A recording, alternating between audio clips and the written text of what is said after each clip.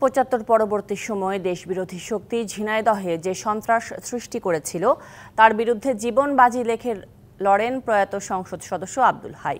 দ্বাদশ সংসদের দ্বিতীয় অধিবেশনে শোক প্রস্তাবের আলোচনায় অংশ নিয়ে এই মন্তব্য করেন প্রধানমন্ত্রী শেখ হাসিনা।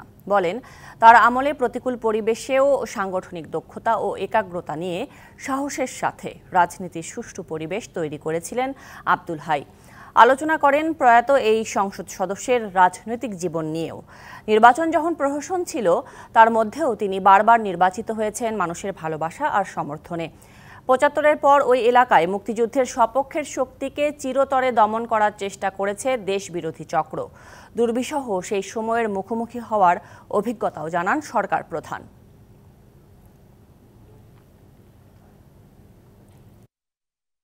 অনেক সংগ্রামের পথ বেয়ে আওয়ামী লীগ সরকার এসেছে, আর আওয়ামী লীগ সরকার এসেছে বলেই কিন্তু আজকে বাংলাদেশের সার্বিক উন্নয়ন হয়েছে।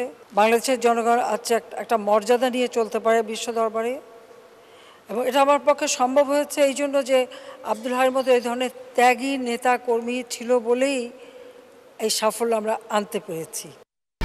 1, 2, 3 ঢাকায় জমি জিতে নিন 100% ক্যাশব্যাক সহ 20 কোটি টাকার পুরস্কার।